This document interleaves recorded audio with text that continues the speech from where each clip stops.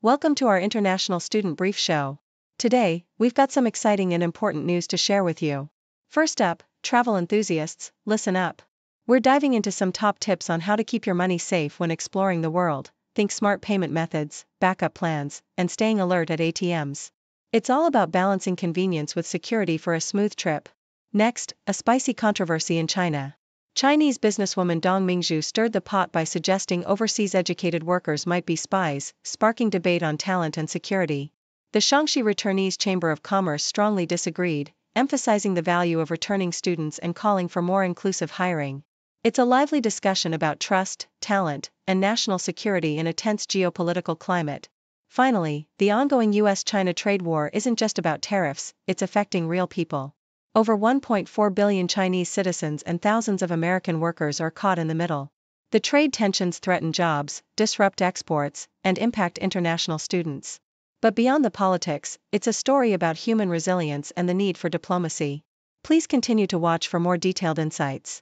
The Independent vividly underscores the importance of safeguarding your finances when traveling abroad, emphasizing a balanced approach between convenience and security.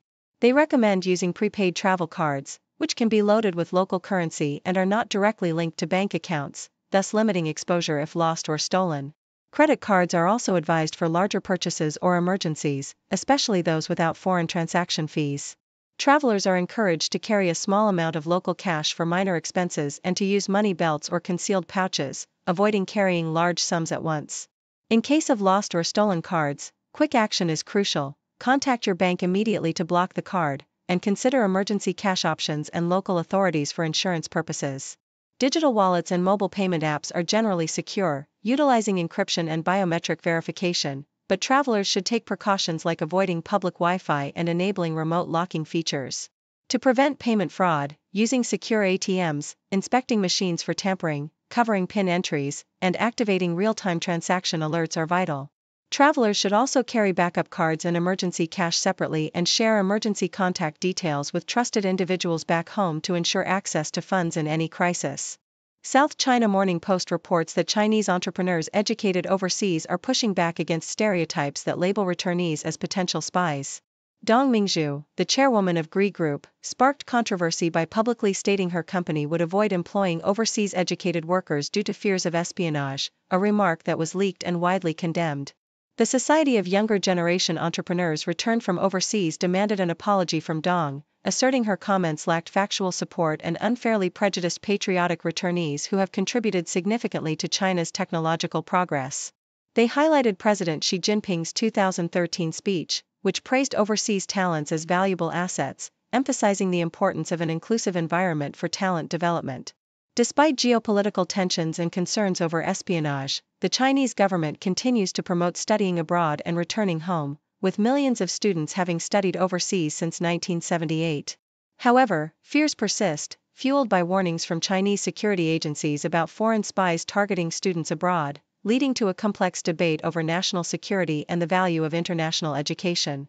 Yahoo US details a recent legal victory for 4 international students at the University of Iowa, who were temporarily protected from deportation after suing the Department of Homeland Security.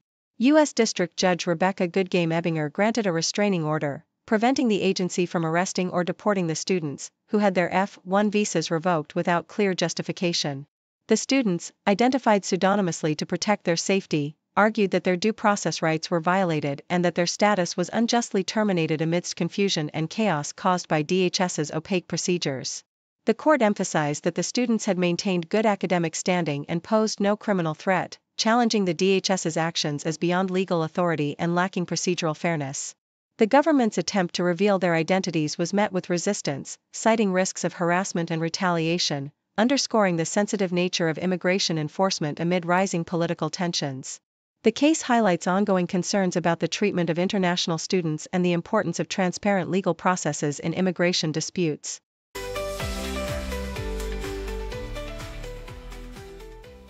The CNN article vividly illustrates the stark reality faced by families navigating the rising costs of higher education in America. Despite the thrill of college acceptance, many parents are confronted with unexpectedly modest financial aid packages, especially at prestigious institutions where annual sticker prices soar beyond $90,000. Even at public universities, the average cost remains daunting, pushing families to consider borrowing options like federal Stafford loans, private loans, or parental loans, each fraught with risks and high interest rates.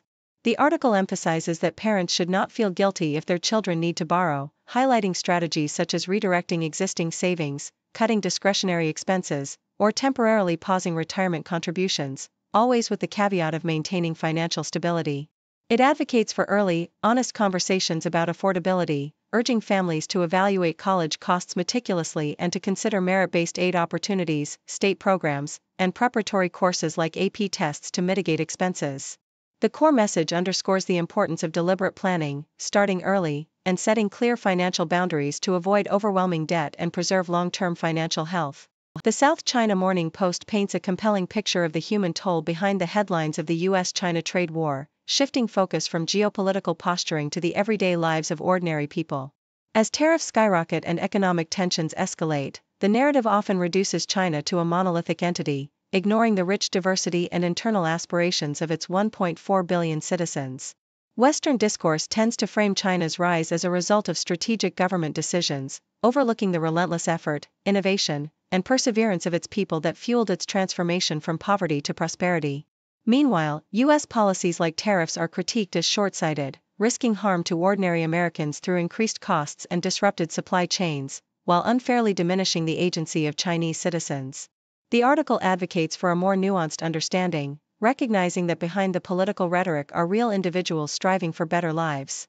It calls for policymakers to move beyond zero-sum thinking, fostering diplomacy, mutual understanding, and respect for human dignity, emphasizing that genuine engagement must consider the lived realities of people on both sides of the Pacific.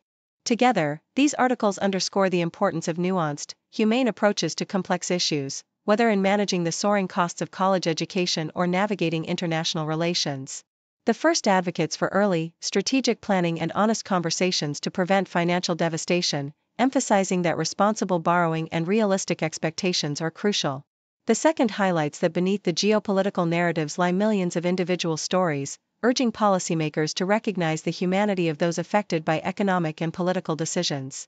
Both pieces remind us that sustainable solutions require empathy, foresight, and respect for human dignity, principles that should guide families planning for education and nations shaping their foreign policies.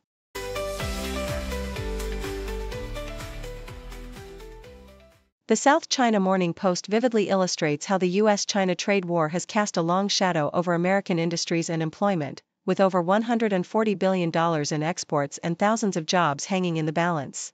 The report paints a stark picture of economic decline, highlighting the impact of tit-for-tat tariffs that have escalated to over 120% on both sides, severely damaging sectors such as agriculture, semiconductors, aerospace, and education. American exports to China have plummeted, with oilseeds and grains, once major contributors, experiencing an 18% drop, while the number of Chinese students studying in the U.S. has declined due to geopolitical tensions and safety concerns. The U.S.-China Business Council warns that if tariffs persist, the U.S. risks losing billions in exports and hundreds of thousands of jobs, potentially destabilizing the economy and weakening global competitiveness. Meanwhile, U.S. analysts estimate that increased tariffs could threaten up to 16 million factory jobs in China, underscoring the interconnectedness and fragility of global trade. The Australian Broadcasting Corporation sheds light on the challenges faced by international students in Australia, revealing a complex web of mental health struggles, discrimination, and societal barriers. As Australia's international student population approaches 1.2 million, these students grapple with homesickness, social isolation, and cultural shock, often feeling neglected by government and educational institutions. Reports indicate alarming rates of mental health issues, including anxiety, depression, and even suicide, with many students experiencing racism and abuse. The lack of comprehensive protection and support systems leaves students vulnerable, especially as they navigate unfamiliar systems and face rising living costs. Despite these hardships, students like Samreen Tanvir and Kaushik Mukherjee find resilience and growth, appreciating the diversity and opportunities Australia offers, even as experts call for stronger government intervention to improve welfare and mental health services for these young migrants. Nikkei Asia reports on Malaysia's innovative approach to international education, with UCSI University launching a preparatory course in Japan aimed at easing Japanese students' barriers to studying abroad. Starting in April 2026, The program will offer in-person classes in Tokyo, marking a first for Malaysian universities in Japan, and target up to 60 students in its inaugural year. The foundation course, priced at approximately $11,200, will focus on English language proficiency, practical business skills, and presentation techniques, equipping students to transition smoothly into overseas universities, including UCSI itself. By addressing financial and language hurdles faced by Japanese students, Malaysia aims to attract more international students and strengthen its position as an educational hub. This initiative reflects a broader trend of diversifying study destinations and fostering international cooperation, with Malaysia leveraging its lower costs and strategic partnerships to appeal to students seeking quality education outside traditional Western countries.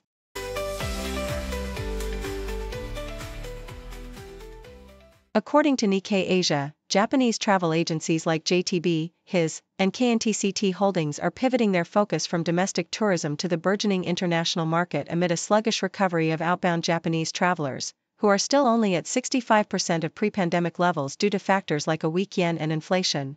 JTB, traditionally centered on Japanese tourists, is now aggressively developing its MICE, meetings, incentives, conferences, and exhibitions, business across Asia and Oceania, aiming to capture a 30% increase in global MICE activity and diversify revenue streams, with plans to deploy specialists regionally and share expertise to boost competitiveness. Meanwhile, HIS has established a multilingual hub in Manila to centralize global reservations, targeting a doubling of overseas travel handled by its subsidiaries, and aims to consolidate 60% of its operations there by 2026. Simultaneously, KNTCT Holdings is expanding its international presence by doubling overseas offices, including a new branch in Amsterdam, to better serve inbound and outbound travelers, while Nippon Travel Agency is fostering partnerships with foreign travel agencies to stimulate inbound tourism, hosting meetings in Paris to promote Japan-bound travel. Despite a record 10 million inbound visitors in early 2024, most still rely on their home country agencies for arrangements, leaving Japanese agencies eager to tap into the rising inbound demand and global tourism growth, which has nearly recovered to pre-pandemic levels with 1.4 billion travelers worldwide and a tourism revenue of $1.9 trillion. Thank you for tuning in. The content above showcases the latest briefing reports and analytical synopses, thoughtfully curated by the 6Do team. These insights stem from a wide array of reputable media outlets, think tanks, government sources, and specialized experts worldwide. We encourage you to explore these sources for a comprehensive perspective. Keep in mind that while the content may not always align with the official standpoint of 6Do Brief, it's not meant to be taken as absolute directives for decision-making. Comprising seasoned media professionals, learned scholars, and accomplished scientists, the 6Do team embodies a trailblazing, fully independent media entity. To customize 6Do Brief to meet your professional needs, you have the option to subscribe to a diverse array of briefings on our website, 6dobrief.com. Regardless of your location, you can conveniently receive 6Do Brief via email.